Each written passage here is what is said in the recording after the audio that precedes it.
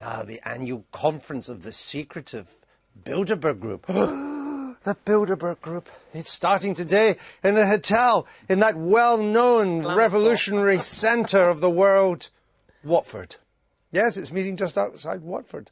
It was founded, this group, in 1954. The group was set up to strengthen relations between political and business leaders in the US and Europe. Critics say it wields far more power than that. Participants in this year's Bilderberg meeting included Chancellor George Osborne and the Shadow Chancellor Ed Balls, along with the Prince of Darkness Peter Mandelson, Ken Clarke, he's on the group's steering committee, and that well-known Trotskyite revolutionary Shirley Williams.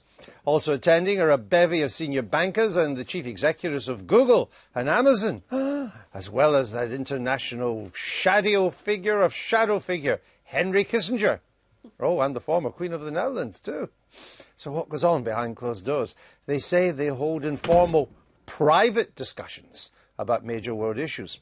Critics say they operate as a super elite intent on world domination. I knew it all along.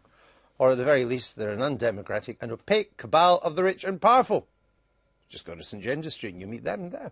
So, should we be worried? What are they trying to hide? Why on earth are they meeting in, of all places, Watford? Here's Tony Gosling. He's a journalist who spent years investigating the Bilderberg Group. So Shirley Williams at the centre of a cabal for world domination. Well, you try and make a serious point, but actually Shirley is one of the people that the Bilderbergers are bringing into schmooze.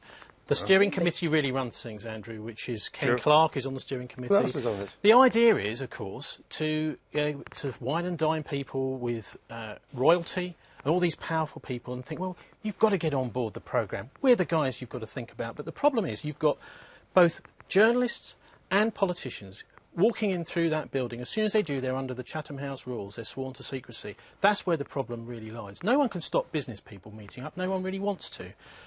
The other trouble is, of course, you've got some people who many people would say are criminals in there. That is to say, HSBC Bank, which has been doing money laundering, as we know, in the United States. Well, it's had to pay for the penalty for that. Well, yes, but have people gone to jail? This is the other question. Being a member of the Bilderberg Group hasn't stopped having to shell out hundreds of millions of dollars. No, but they're not in jail. This is the point. And also the Barclays Bank, LIBOR fraud, billions taken from people's mortgages.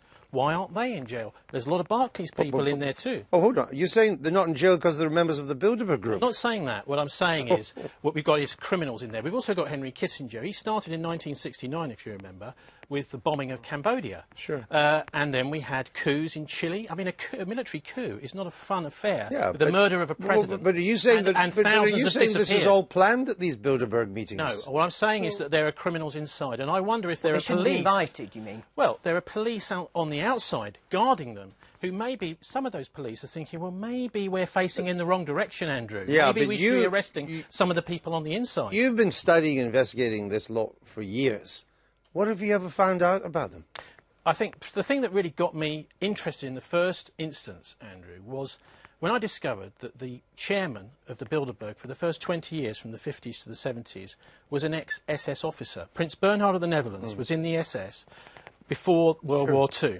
Now, if you're going to be chaired by someone for 20 years, by someone who's a Nazi, don't you think that there's an issue there and that we should have some investigative journalism on it? Right. I'm all in favour of investigative journalism. The Lockheed scandal in 75. But I want you to tell me what you found. I mean, that was then way back in the 50s and in the 60s.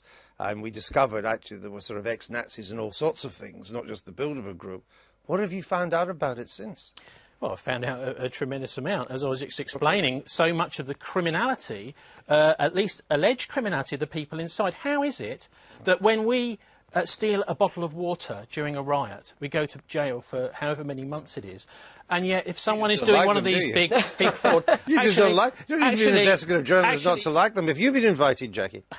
I realised that the real seat of power was here with you and Joe. Oh, no, the truth Don't say that. He'll start investigating us. The truth is, I haven't been invited, no. Why not? It's an outrage. See, they can't be at real power if they haven't invited Jackie, me or Joe. Well, they do invite a lot of media people. In fact, the chief executive of News International went there I feel for many snubbed. years. In fact, Well, the BBC... she might be going to jail. The BBC, one of the executive board members, was in there and sworn to secrecy. Now, is he going to be... Yes, Marcus Agius. Is he going to be making programmes? A banker. Is he going to be making programmes about LIBOR fraud? He's a disgraced banker. I don't think he is. He's now had to leave the BBC because of over the LIBOR issue. Yeah.